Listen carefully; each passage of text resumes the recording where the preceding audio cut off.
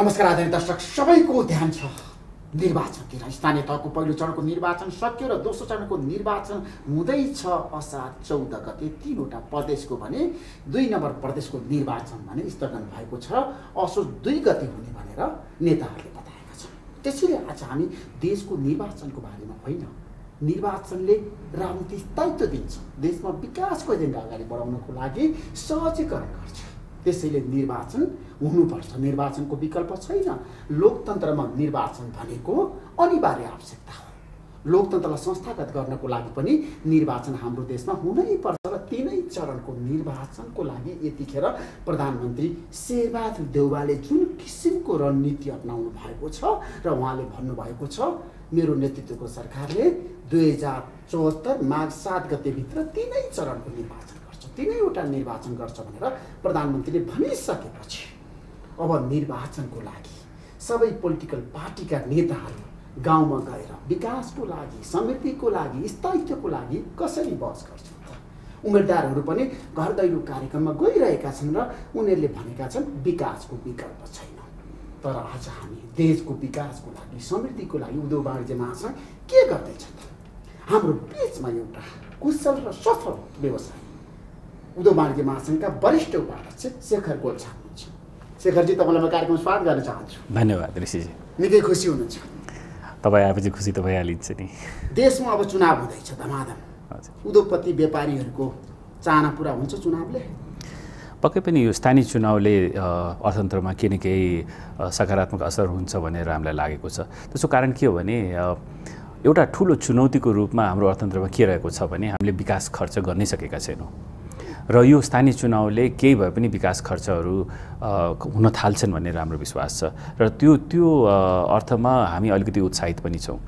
तर एउटा कुराले हामीलाई किन एउटा ठुलो समस्याको रूपमा हामीले के देखिरहेका छौँ भने अहिले पनि हामी राजनीतिलाई नै सर्वोपरि मान्छौँ र अर्थतन्त्रलाई सर्वोपरि मान्ने भने एउटा हामीले यो पब्लिक रेटोरिक मात्रै गर्छौँ, तर त्यो साक्षीमा त्यो चाहिँ देखिएको छैन। शेखरजी, तपाईँ अनुभवी व्यक्ति हो, राजनीति नै देशको मूल नीति हो। जबसम्म राजनीति ठिक ठाउँमा आउँदैन, अर्थनीतिले देशलाई अगाडि बढाउन सक्दैन, समृद्धि प्राप्त गर्न सक्दैन। त्यो सही हो? होइन, म यो कुराबाट अलिकति असहमत छु ऋषि सर। अब हामीलाई के लाग्छ भने अर्थतन्त्रभन्दा जरुरी केही छैन, किनभने अहिले देशको सबैभन्दा ठुलो चुनौती यो तराई मधेस होइन, विभिन्न जातीय कुरा होइन, सबैभन्दा ठुलो चुनौती नेपालमा रोजगार सृजना गर्न नसक्नु नै एउटा ठुलो चुनौती रहेको छ र आर्थिक समानता हामीले लिएर आउन नसक्नु नै एउटा ठुलो चुनौती रहेको छ।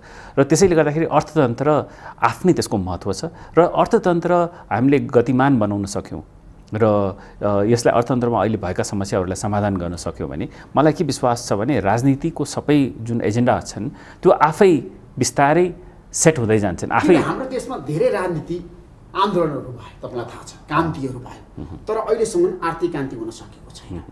जबसम्म राजनीति स्थायित्व हुँदैन देशमा विकास हुन सक्दैन। त्यसमा तपाईँ सहमत हुनुहुन्छ? म सहमत पनि छु। अब कस्तो छ भने अहिले अब राजनीतिको आफ्नो ठाउँ पक्कै पनि छ होइन, तर अर्थतन्त्रभन्दा जरुरी हामी मान्दैनौँ यसलाई होइन। अब यसो हेर्नुहोस् न, देशमा अहिले युवाहरू देशबाट विमुख भइसकेका छन् र सबै पलायन हुन खोजिरहेका छन्। यस्तो स्थितिमा कसरी राजनीति अर्थतन्त्रभन्दा बढी हुनसक्छ? किनभने कुनै देशको सबैभन्दा ठुलो दुर्भाग्य केही हुन्छ भने जब त्यही देशका युवा युवतीहरू त्यही देशबाट पलायन हुन्छन् या त्यसबाट विमुख हुन्छन्। किनभने सृजनशील युवाहरू विदेशमा छन्, क्षमता छ, सिप छ, तर स्वदेशमा उनीहरूलाई रोजगारी दिन तपाईँहरूले सक्नु भएन। उद्योगपति र व्यापारीको नि दायित्व हो नि, होइन र? गोल्छा अर्गनाइजेसनको दायित्व होइन? पक्कै पनि हो, हामी सबैको दायित्व हो र यो दायित्व पुरा गर्नको लागि तर सरकारले गर्नुपर्ने काम चाहिँ गर्न सकेको छैन। उदाहरणको लागि म तपाईँलाई दिउँ, अब हामी सुन्दर देश छौँ भन्छौँ, हामी विश्वमै सबैभन्दा सुन्दर देश भन्छौँ, हामी बल्ल तल्ल 7 लाख पर्यटक भित्राउन सकेका छौँ, र हाम्रो एयरपोर्टको हालत हेर्नुहोस्, योभन्दा बढी त हामीले कसरी पर्यटन अरू कसरी पर्यटकहरू भित्राउने? सानो सानो देशले आज 1.5 करोड 2 करोड पर्यटक लिएर आउन सकेको छ। हामीले 7 लाख 8 लाखभन्दा बढी हामीले कल्पना पनि गर्न गाह्रो छ, किनभने हाम्रो एयरपोर्टले त्यसलाई धान्दैन, आफ्नो अप्टिमम क्यापासिटीमा चलेको छ र कुनै पनि अर्जेन्सी देखिएको छैन कि कसरी अर्को अन्तर्राष्ट्रिय एयरपोर्ट बनाउने, कसरी अरू पर्यटन लिएर आउने अरू बाटोहरू हामीले खोल्ने। अब हाम्रो हाइवेको पनि हालत यही छ। निजी क्षेत्र जुन तपाईँले भन्नुभयो रोजगारी सृजना गर्नुको लागि सक्षम छ अहिले, तर तपाईँले जति गर्नुपर्थ्यो त्यति त गर्न सक्नु भएको छैन नि त उद्योग वाणिज्य महासङ्घले, उद्योगपति व्यापारीले। होइन, त्यो पक्कै पनि हामीले नगर्न सकेको जस्तो देखिएको होला। तर हाम्रो के भनाइ छ भने सरकारले गर्नुपर्ने जुन इन्फ्रास्ट्रक्चरमा लगानी छ त्यो नभएसम्म अहिले नेपालमा रोजगारी सृजना गाह्रो छ। अब अर्को अहिले 7 महिना पहिलाकै कुरा गरौँ, यति ठुलो ऊर्जाको समस्या थियो, कुनै उद्योग नेपालमा आउनै सकेका थिएन र यस्तो स्थितिमा रोजगारी सृजना गर्न पनि गाह्रो थियो। र अहिले ऊर्जाको समस्या त समाधान भएको छ र निजी क्षेत्रसँग सम्बन्धित धेरै कानुनहरू पनि यस्ता छन् जुन एकपछि अर्को आइरहेको छन् र त्यो सकारात्मक रहेको छ। अझ पनि 2 दर्जन यस्ता कानुनहरू छन् जुन अहिले पनि आउन बाँकी नै छ। यो पनि आएमा र सरकारले जुन गर्नुपर्ने पूर्वाधारमा खर्चहरू छन् र पूर्वाधारमा सुधारहरू छन् त्यो गर्न सक्यौँ भने पक्कै पनि निजी क्षेत्रले रोजगारी सृजना गर्न सक्षम छ। उद्योगपति व्यापारीको उद्योग वाणिज्य महासङ्घको एउटा तर्क छ, पहिला पूर्वाधारको विकास गर्नु हो होइन, त्यो निर्माण गर्नको लागि सरकार चुकेको छ, सरकारले सकेको छैन। अब त्यो त देखिएकै छ नि, किन सरकारले आफ्नो विकास खर्चको एउटा सानो प्रतिशत मात्रै खर्च गर्न सकेको छ। तपाईँले दबाब दिनु भएको छैन प्रधानमन्त्रीलाई, मन्त्रीलाई, अर्थमन्त्रीलाई भेटेर? ऋषिजी, अब समस्या यही छ, कसलाई दबाब दिने? जब सरकार यति चाँडै परिवर्तन भइरहेको छ र सरकारको कुनै स्थायित्व छैन र सरकारले एउटा सर्ट टर्म मात्रै भिजन राखेर अगाडि बढिरहेको छ, यस्तो बेलामा उद्योग वाणिज्य महासङ्घले पनि कसरी आफ्नो कुराहरू सशक्त रूपमा राख्न सकिन्छ? किनभने कुनै पनि यस्तो नेपालमा रोजगारी सृजना गर्नुको लागि चाहिने जुन परिवर्तनहरू छन् त्यो परिवर्तनको लागि एउटा स्थायी सरकार हुन चाहिँ जरुरी छ जस्तो मलाई लाग्छ। होइन, पक्कै पनि ठुलो संस्था हो र हामीले आफूले गर्न सक्ने दबाव सृजना पक्कै गरेका छौँ। हामीले सरकारलाई पूर्वाधारमा खर्च बढ्नुपर्छ भनेर जुन पनि किसिमले हामी दबाव दिन सक्छौँ हामीले दिएकै छौँ। तर तपाईँहरूले पनि सरकारको मुख कहिलेसम्म ताकिरहने शेखर कोइराला चाहिँ? अब पूर्वाधारमा निजी क्षेत्रले गर्न सक्ने धेरै कम कुराहरू छन्। अब या त प्राइभेटाइज गरेर एयरपोर्ट्सहरू बनाउन दिनु पर्यो, हाइवेजहरूलाई प्राइभेटाइज गर्न दिनु पर्यो। अब यसको लागि ठुलो एउटा पोलिसीगत निर्णयहरू गर्न जरुरी छ र यो अहिले गर्न सक्ने को लागि एउटा सक्षम सरकार र एउटा स्टेबल सरकार, यो दुइटै हुन जरुरी छ र अहिलेको राजनीतिक परिप्रेक्ष्यमा त्यो होला। र त्यसो भए हाम्रो देशमा लिडरसिप, देश विकासमा पूर्वाधारमा सफल छैन? पक्कै पनि छैन। मलाई लाग्छ गत 5 वर्षमा हामी नेपाल एकमात्र यस्तो देश पुरै विश्वमा होला जसले नेट सेभिङ गरिरहेको छ र खर्च गर्न सकेको छैन। हाम्रो जस्तो विकासोन्मुख देशहरूले आफ्नो डिफिसिट फाइनेन्सिङले आफ्नो विकास खर्चहरू गर्नुपर्छ र त्यसले मात्रै गति दिन सक्छ। हामी यस्तो देश छौँ जसमा हामी नेट सेभिङ गरेर हामी बसेका छौँ र हाम्रो देशको सफलता, हाम्रो अर्थतन्त्रको सफलता हामीले कति राजस्व सङ्कलन गर्यो त्यसमा मात्रै सीमित रहेको छ र यो जबसम्म यो सोच हट्दैन तबसम्म हामी विकासको कामहरू र यो पूर्वाधार विकास एउटा मलाई लाग्छ युद्ध स्तरमा गर्न जरुरी छ।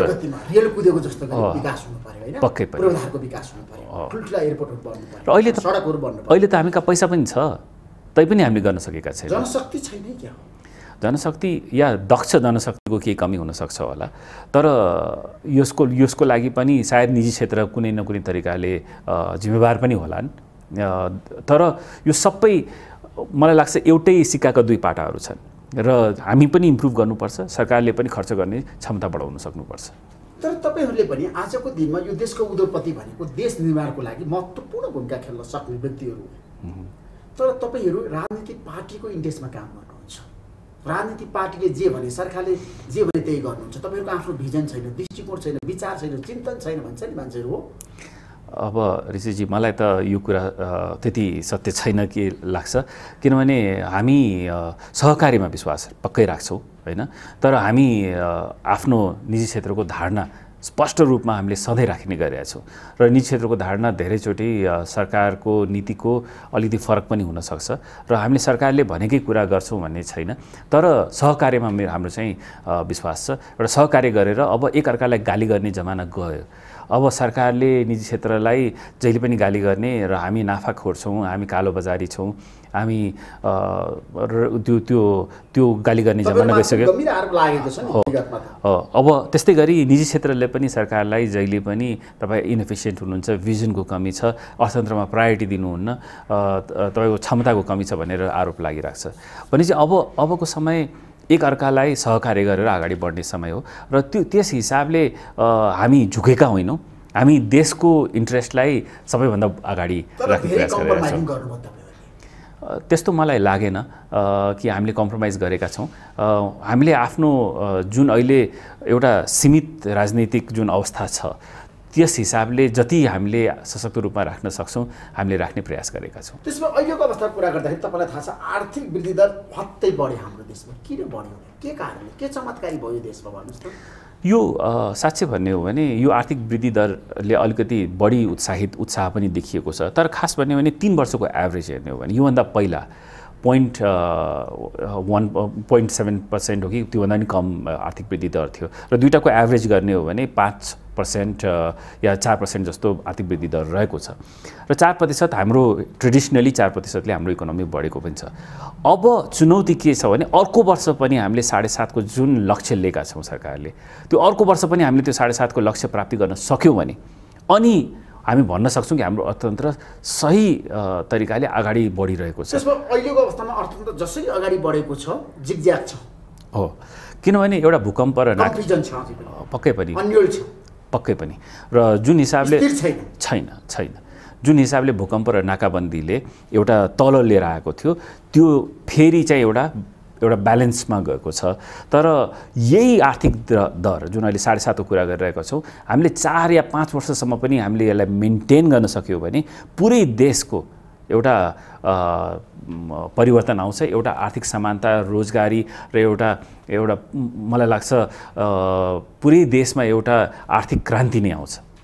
तर त्यसको लागि लिडरसिप चाहिन्छ। मैले धेरै पटक भनेको छु देशमा भिजनरी लिडर चाहियो, ड्रास्टिक चेन्ज गर्न सक्ने, परिवर्तन गर्न सक्ने र जनताको मनमा बस्न सक्ने र विकासको योजनालाई कार्यान्वयन गर्न सक्ने एकदम दृढ इच्छा शक्ति भएको लिडर छ हाम्रो देशमा। अब पक्कै पनि छन्, तर अब उनीहरूले आफ्नो लिडरसिप देखाउनु पर्यो जस्तो लाग्छ। अब छैन भनेर त कसरी भन्ने होइन, किनभने यत्रो ठुलो राजनीतिक परिवर्तन भएको छ, सक्षमता नभएको भए त यत्रो ठुलो राजनीतिक परिवर्तन हुँदैन थियो होला। तर अब जरुरी के छ भने आफ्नो सक्षमतालाई आर्थिक गतिविधि बढाउनलाई आर्थिक क्षेत्रमा चाहिँ फोकस गर्न जरुरी छ र राजनीति हामीले धेरै गरिसक्यो क्या ऋषिजी। अब जरुरी के छ भने हामीले अर्थतन्त्रलाई सर्वोपरि देशमा योभन्दा बढी ठुलो एजेन्डा छैन। यो कुरा चाहिँ हामी बोल्न त बोल्छौँ तर कन्भिन्स भएको चाहिँ भित्रबाट कन्भिन्स भएको चाहिँ मैले देखिनँ र यो चाहिँ अब पोलिटिसियन्सहरूले त्यो आफ्नो सक्षमता आर्थिक रूपान्तरण गर्नको लागि अगाडि बढ्नुपर्छ जस्तो लाग्छ। किनभने नेताहरूले धेरै भाषण गर्छन्, तपाईँलाई थाहा छ, राजनीतिक भाषण गर्छन्, आर्थिक एजेन्डा पनि बहस गर्छन्, तर यो देशलाई नेपाललाई समृद्धिशाली सम्पन्न बनाउनको लागि कति वर्ष लाग्ला भन्नुहोस् त? अब गत 12 वर्षको हेर्ने हो भने हामीले आफ्नो प्रति व्यक्ति आय देशको 4 गुणाले बढाउन सकेका छौँ। यो चाहिँ कुनै सरकारले राम्रो काम गरेर पक्कै भएको होइन, यो रेमिटेन्सले भएको होइन, 4 गुणा बढेको छ। यो एउटा चमत्कारै छ। यो जुन उदाहरण छ हामीले विश्वमा देखाउन सक्छौँ। त्यो त नेपालीहरू विदेशमा गएर काम गरेका छन्, उनीहरूले पैसा पठाइदिएका छन्। पक्कै पनि हो र त्यसले गर्दाखेरि आज राजस्व बढेको छ, कन्जम्सन बढेको छ र हाम्रो अर्थतन्त्र चलायमान भएको छ। आज हाम्रो यो जुन रेमिटेन्स बेस्ड इकोनोमी भइसकेको छ र हाम्रो परनिर्भरता एउटै क्षेत्रमा यति बढिसकेको छ कि अब अरू क्षेत्रहरूलाई हामीले विकास नगर्ने हो भने एउटा ठुलो दुर्घटना हामी निम्त्याउँदैछौँ। अब हामीले निर्यातमा बढाउन सकेका छैनौँ, हामीले कृषिलाई जुन हिसाबले बढाउन सक्नुपर्ने थियो त्यो हिसाबले बढाउन सकेका छैनौँ। उद्योगको अब गत वर्ष हेर्ने हो भने ऊर्जाको समाधानले गर्दाखेरि 10% उद्योग बढेको छ। तर यो जुन वृद्धि दर छ यसलाई कायम राख्न त्यति सजिलो छैन र मैले भन्न खोजेको के हो भने हाम्रो एक रेमिटेन्समा मात्रै बेस्ड इकोनोमी भयो होइन। रेमिटेन्सले पक्कै पनि परिवर्तन लिएर आएको छ, पर क्यापिटा पनि बढेको छ, अरू पनि परिवर्तनहरू लिएर आएको छ। तर आउने समयमा हाम्रो अरू हाम्रो बाटोहरू खोल्न सक्नुपर्छ। हामी अझै पनि जान सकेका छैनौँ। अब यो त हामीले देखेकै छौँ नि। अब जुन नाकाबन्दी भयो त्यो बेला चाहिँ हामीले देखेकै छौँ हाम्रो देशमा चाहिँ के भएको छ। कुनै पनि अब त कागती समेत हामीले इम्पोर्ट गरेर खान थालिसकेका छौँ। अब देशमा हामीले कुनै पनि उत्पादन घटेको होइन, उत्पादन बढिरहेको छ, तर हाम्रो कन्जम्सन त्योभन्दा धेरै बढेको छ। र यो कन्जम्सनको लागि हामीले देशमा उत्पादन गर्न सकेनौँ भने हाम्रो परनिर्भरता बढ्दै जान्छ। अहिलेको अवस्थामा देशका उद्योगपतिहरूले पनि तपाईँहरूले पनि स्वदेशमा लगानी गरिरहनु भएको छ। गोल्छा परिवारले, गोल्छा अर्गनाइजेसनले हाम्रै देशमा लगानी गरिरहेछ। तर धेरै उद्योगपतिहरू अब स्वदेशमा लगानी गर्न छोडेर विदेशमा जान थाले नि। शेखर गोल्छा, किन? अब यसको प्रश्नको जवाफ तपाईँले जो बाहिर गएको छ उहाँलाई नै सोध्नुहोस् होइन। तर मलाई आफ्नो व्यक्तिगत धारणा मैले भन्ने हो भने यस देशले मलाई सबै कुरा दिएको छ। म आज जे पनि छु, मेरो परिवार जे पनि छ, यो यही देशले दिएको छ। र यो देश बाहेक हामी अरू ठाउँमा लगानी गर्दैनौँ। यो सङ्कल्प हो। यसै देशमा हामीलाई रोजगारी सृजना गर्नु छ, यसै देशमा हाम्रो अर्थतन्त्रलाई अगाडि बढाउने प्रयास गर्ने छ।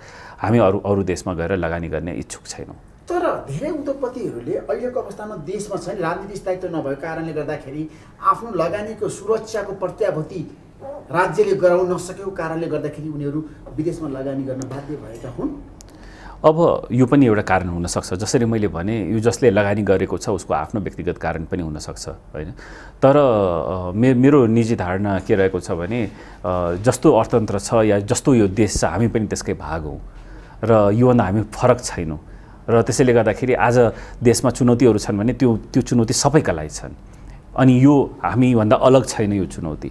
र त्यो हिसाबले मैले यही देशमा लगानी गर्नुपर्छ, यही देशलाई जे गर्नु छ हामीले यही देशमा गर्नुपर्छ भन्ने मेरो धारणा रहेको छ। तपाईँको दायित्व र जिम्मेवारी पनि हो। तपाईँ उद्योग वाणिज्य महासङ्घको वरिष्ठ उपाध्यक्ष, भावी अध्यक्ष पनि हो। शेखर गोल्छा, ठ्याक्कै मलाई भनिदिनुहोस्, हाम्रो देशका उद्योगपतिहरूलाई तपाईँहरूले किन आश्वस्त पार्न सक्नु भएन त? नेपालमै बस्नुहोस्, लगानी गर्नुहोस्, किन विदेशमा जानुहुन्छ भनेर तपाईँहरूले कन्भिन्स गर्न सक्नु भएन? विदेशमा लगानी गर्ने उद्योगपतिहरूलाई कन्भिन्स गर्न तपाईँहरू सक्नुहुन्न? शेखर गोल्छाले सक्नुहुन्न? आज ऋषिजी, भावनात्मक कुराले मात्रै कन्भिन्स गर्न सकिँदैन होला कतिचोटि। अब हेर्नुहोस् न, उद्योगको लागि कुरा गर्ने हो भने हामी कहाँ ऊर्जा पनि थिएन होइन। हाम्रो जुन हुनुपर्ने कानुन, जुन हामीलाई चाहिने कानुनहरू थिए अर्थतन्त्रको लागि, त्यो पनि कानुनहरू पनि थिएन। र एउटा ल एन्ड अर्डर सिचुएसन पनि खस्केको छ र हाम्रो बजारको पनि सीमितता छ। र यो सबै कारणले गर्दाखेरि भावनात्मक रूपमा मैले कन्भिन्स गर्न सक्छु होला। तर कसैले यो नेपालमा बिजनेस गर्ने स्थितिको कुरा गर्न थाल्यो भने अनि त्यसपछि मेरो मुख बन्द हुन्छ। र त्यही मुख बन्द नहोस् भनेर त्यसका चुनौतीहरूलाई कसरी चिर्ने, यो कुराको लागि नै उद्योग वाणिज्य सङ्घ लागिरहेको छ। र भविष्यमा हुनसक्छ यस्ता चुनौतीहरू हामी एकपछि अर्को हामी समाधान गर्ने प्रयास चाहिँ। किनभने हामी विदेशीलाई भन्छौँ नेपालमा आउनुहोस्, लगानी गर्नुहोस्, तपाईँहरूको लगानी सुरक्षित छ भनेर हामी धेरैलाई भन्छौँ। तर हाम्रै देशका उद्योगपतिहरूले विदेशमा लगानी गर्न थाले। देशमा धेरै सम्भावना थियो नि विकास र समृद्धि। अब स्थिति यस्तो थियो ऋषिजी, अब त्यस बेला मैले जुन भने चुनौतीहरू अर्कै थिएन, तर स्थितिहरू बिस्तारै पोजिटिभ हुँदैछन्। र आउने समयमा तपाईँले पक्कै पनि देशमा अब अहिले हेर्नुहोस् न, काठमाडौँको स्थिति 4बाट 5वटा 5 स्टार होटल आउँदैछ, चन्द्रगिरी जस्तो प्रोजेक्ट आएको छ, नेपालभरिमा होटलहरू आउँदैछन्, पर्यटन विकासको लागि धेरै कुराहरू भइरहेका छन्। निजी क्षेत्रले त लगानी गरिरहेको छ नि। उद्योगहरू हेर्नुहोस्, अहिले जताततै अब हामी हुनसक्छ 1 वर्ष या 2 वर्षमा सिमेन्टको लागि आत्मनिर्भर हुन्छौँ। त्यस्तै गरी ऊर्जा पनि हामी निर्यात गर्न सक्ने हामी स्थितिमा पुग्छौँ होला। यो सबैले मैले भन्न खोजेको के हो भने देशको कुरा चाहिँ अलि पोजिटिभली बढिरहेको छ। किनभने हामी धेरै कुरा विदेशबाट आयात गर्छौँ नि त। नेपाल आज निर्यात गर्नको लागि नेपाल कहिलेसम्म सक्षम हुन्छ? आज किन आजको दिनमा चाहिँ ठुलो छाती बनाएर नेपालमा किन विकास गर्न सकेनौँ? किन जापान, युरोप, अमेरिका, चीन र भारत जस्तो नेपाल बन्न सकेन? शेखर गोल्छाजी, अब यसमा म के भन्न चाहन्छु भने अब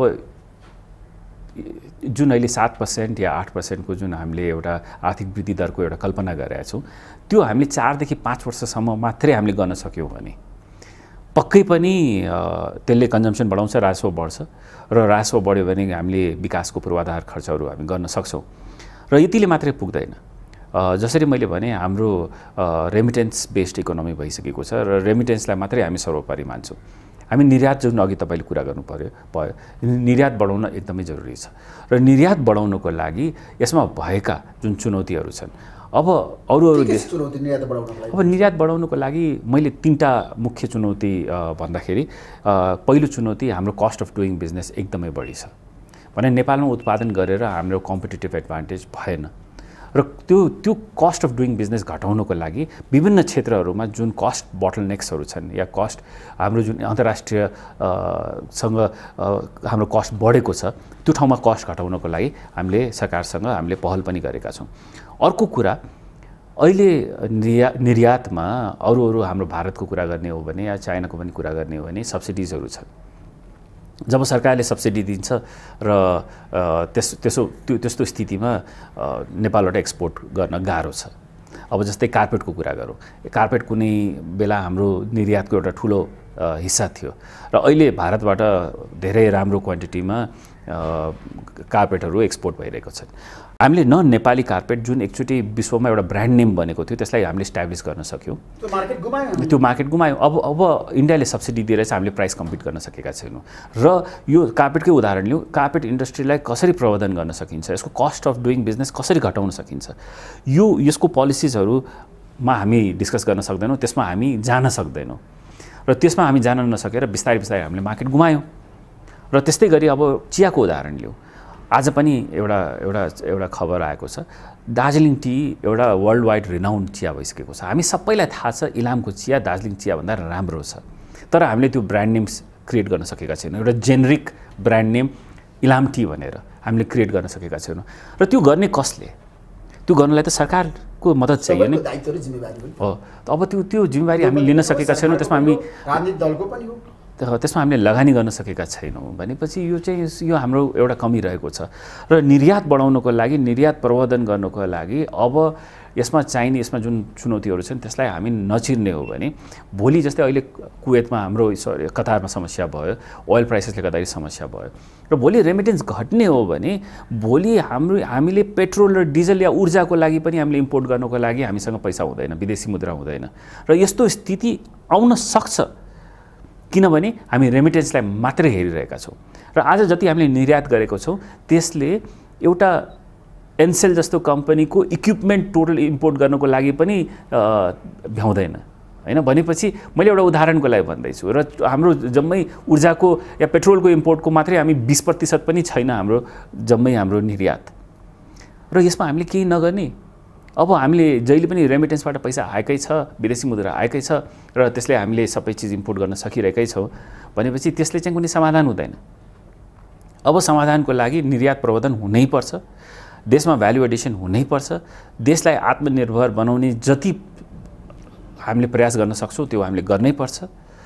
कृषिलाई हामीले कृषिको विकास गर्नैपर्छ, कृषिको उत्पादन बढाउनको लागि हामीले मेकानाइजेसन लिएर आउनैपर्छ र यसको लागि कोअपरेटिभ फार्मिङ्स होस् या अन्य जुन हाम्रो प्रोडक्सन बढाउनको लागि जुन चाहिने कानुनहरू छन् त्यो लिएर आउनैपर्छ। तर हाम्रो देशको विकासको कुरा गर्नुहुन्छ भने, निर्यातको कुरा गर्नुहुन्छ भने भारतसँग अझै हामी धेरै व्यापार घाटामा छौँ, त्यसलाई कम गर्न सकेनौँ हामीले। किन कम गर्न सकिन्छ? एउटा हाइड्रो पावर आयो भने तपाईँ उदाहरणको लागि म भन्छु एउटा ठुलो हाइड्रो पावर र हामीले भारत निकासी गर्न थाल्यौँ भने जम्मै हाम्रो व्यापार घाटा हामीले एउटै हाइड्रो पावरले कम गर्न सक्छौँ। र तर हामीले पहिला चाहिँ गत 10 वर्ष या त्योभन्दा पहिला राजनीति हावी भयो, हामी एउटा त्यो अति राष्ट्रवादमा गयौँ र यो कारणले गर्दाखेरि हामी आज एक्सपोर्ट गर्न सकिरहेका छैनौँ। आज हामीले ऊर्जा मात्रै एक्सपोर्ट गर्न सक्छौँ। भारत होइन, ऊर्जाको लागि त भारत पनि छ, तर चीन पनि छ होला, अब बङ्गलादेश पनि छ, अरू देशमा पनि गर्न सकिन्छ। किनभने ऊर्जा भनेको अब ग्रिड, इन्टरनेसनल ग्रिड्सहरूमा पनि हामीले जोडेर अरू ठाउँमा पनि हामी पावर दिन सक्छौँ। यो सम्भावना छ र 2 वर्षमा मलाई विश्वास छ हामी सायद एउटा निर्यात गर्ने स्थितिमा पुग्छौँ होला, 2 वर्ष या 3 वर्षमा। र 3 वर्षमा हामीले त्यो गरिसकेपछि हामीले त्यो अति राष्ट्रवादको जुन एउटा नारा लगाएर जुन आफैलाई हामी रिस्ट्रिक्ट गरेर राख्छौँ कहिले चुरेको नाममा, कहिले नदीको या हाम्रो ऊर्जाको नाममा, कहिले पानीको नाममा। अब यो देशवासीको सम्पत्ति हो, यो देशलाई यसले सम्पन्न गर्न मद्दत गर्छ भने त्यसलाई किन हामी नगर्ने?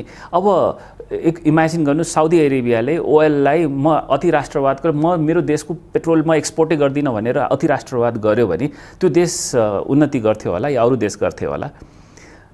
मैले भन्न खोजेको हामीसँग जे छ त्यो हामीले पस्कन सक्नु पर्यो, बिक्री गर्न सक्नु पर्यो हैन। अहिलेको नेतृत्वले त्यो गर्न सकेन। अब जाँदा जाँदै उद्योगपति व्यापारीको लागि चुनाव दसैँ तिहार हो कि अथवा भनियो भने अप्ठ्यारो पनि छ, केही समस्या पनि छ हैन? समस्या छन्, किनभने यो बेला जम्मै प्रेसर चाहिँ उद्योगी व्यापारीहरूलाई धेरै प्रेसर आउँछ, किनभने चुनाव एउटा महँगो एउटा क्रियाकलाप हो, एउटा प्रोसेस हो र यसको लागि पक्कै पनि निजी क्षेत्रलाई प्रेसर आउँछ। तर अहिलेसम्म उद्योग वाणिज्य महासङ्घमा आएका जुन फिडब्याक्सहरू छन् र तुलनात्मक रूपमा हेर्ने हो भने पहिलाभन्दा हामी खस्केको स्थितिमा चाहिँ म देख्दिनँ। यो हुन त स्थानीय चुनाव थियो, तर तैपनि अब ठुलो चुनाव आइरहेको छ, केन्द्रीय संसदको निर्वाचन छ, त्यतिखेर तपाईँले चन्दा दिनु पर्ला, पैसा दिनु पर्ला नेताहरूलाई, मन्त्रीलाई, प्रधानमन्त्रीलाई। हामीले एउटा कुरा के भनेका छौँ भने हामी चन्दा एउटा चेकबाट पेमेन्ट हुनुपर्छ र अकाउन्टमै जानुपर्छ, र अर्को कुरा अनावश्यक दबाव चाहिँ हुनु हुँदैन। ठिक छ, अब यो राजनीति र निजी क्षेत्र यो ह्यान्ड इन ह्यान्डै जाने हो, हरेक ठाउँमा ह्यान्ड इन ग्लभ भएर अगाडि बढ्छन्, यसमा कुनै दुई मत छैन। यसलाई तपाईँले पोजिटिभली लिनुहोस् या नेगेटिभली लिनुहोस् हैन, तर हामी पार्ट अफ द सिस्टम छौँ हैन। र निजी क्षेत्रले चन्दा दिनै हुन्न भन्ने पनि भन्न गाह्रो छ हैन, किनभने आज कुनै पनि देशको एक्जाम्पल हेर्ने हो भने इलेक्सनमा निजी क्षेत्रले दबाव, अनावश्यक दबाव हुनु हुँदैन भन्ने हाम्रो भनाइ हो। यसपटक तपाईले दबावमा कसैलाई चन्दा दिने पक्षमा हुनुहुन्न हैन? हामी पहिला पनि थिएनौँ, हामी भविष्यमा पनि हामीलाई दबाव हुनु हुँदैन भन्छौँ। हामी स्वतः कसैले चन्दा दिन चाहिरहेको छ भने त्यसले पनि चेकबाट पेमेन्ट गर्नुपर्छ भन्ने हाम्रो भनाइ छ। पारदर्शी हुनुपर्छ, पारदर्शी हुनुपर्छ। त्यो मापदण्ड तपाईले बनाउनुहुन्छ? अब हामीले सुझाव दिने हो, हामीले आफ्नो तर्फबाट यो आचार संहिताको लागि हामी व्यक्तिगत रूपमा तपाईहरु कसैलाई पनि पैसा दिन तयार हुनुहुन्न अब निर्वाचनमा? हामी दिदैनौँ भनेर भन्दैनौँ, तर हामी पारदर्शी रूपमा हामी दिन चाहन्छौँ। उम्मेदवारहरू आउँछन्, शेखर गोल्छाजी सहयोग गर्नु पर्यो भनेर के गर्नुहुन्छ त्यतिखेर तपाईले? हैन, त्यसको परिवार पुरानो परिवार हो, आजको दिनमा गोल्छा अर्गनाइजेसनको आफ्नै प्रतिष्ठा छ, ख्याति छ। पक्कै पनि त्यसको लागि मेरो एउटा मात्रै के भनाइ छ भने अनावश्यक दबाव हुनु हुँदैन हैन। तर कसैले पनि अब यो निजी क्षेत्रले एक पैसा पनि दिँदैन। अब त्यसो भए कसरी राजनीतिक पार्टीहरू चल्छन् त? कुनै न कुनै त स्रोत त हुनु पर्यो नि। अब या त अब कहीँबाट डोनेसन नआउने हो भने त पोलिटिकल पार्टिजको सोर्स अफ इन्कम के हुन्छ त? भनेपछि उनीहरू पनि चल्नु पर्यो, देशको लागि जरुरी छन् भनेपछि कहीँ न कहीँबाट फन्डिङ पनि जरुरी छ, इलेक्सनको लागि फन्डिङ पनि जरुरी छ भनेपछि त्यसलाई चाहिँ अब अनावश्यक दबाव हुनु हुँदैन। तर हरेक देशमा निजी क्षेत्र र राजनीति सँगै ह्यान्ड इन ग्लभ भएर अगाडि बढ्छ र यसलाई चाहिँ पोजिटिभली लिनुपर्छ, नेगेटिभली लिनु हुँदैन। किनभने पैसा दिएर मैले कुनै काम गराउनु खोज्यो भने त्यसपछि नेगेटिभ भयो। त्यसमा राजनीतिकरण हरेक क्षेत्रमा छ, उद्योग वाणिज्य महासङ्घ पनि छ, अब कुनै हदसम्म त पक्कै पनि छ। तपाईले मुक्त गर्न सक्नुहुन्न उद्योग वाणिज्य महासङ्घलाई राजनीतिबाट? अब हामीले यो दबावको कुरा गर्न सक्छौँ, तर राजनीति भनेपछि नेगेटिभ वर्ड कसरी भयो ऋषिजी? राजनीति भने त घरमा पनि हुन्छ। तपाईँको घरमा राजनीति छैन कि अहिले मिडिया सेक्टरमा राजनीति छैन? राजनीति त अलिअलि त जहाँ पनि भइहाल्छ नि। उद्योग वाणिज्य महासङ्घमै राजनीति छ, भवानी राणाले राजनीति गर्नुभएको छ, हामी सबैले गर्छौँ, हामीले घरमा राजनीति गरेका छौँ। तर राजनीति भनेपछि कस्तो राजनीति? दबावको राजनीति, एउटा नराम्रो कामको लागि राजनीति, या एउटा आफ्नो निहित स्वार्थको लागि राजनीति गर्नुहुन्छ भने अनि नकारात्मक हुन्छ। भविष्यमा राजनीतिमा आउन पनि सक्नुहुन्छ? मलाई लाग्दैन म राजनीतिमा आउँछु होला। Thank you so much Shekharji, जुन समय दिनुभयो तपाईँलाई म धेरै धन्यवाद दिन चाहन्छु। धन्यवाद ऋषिजी, धन्यवाद।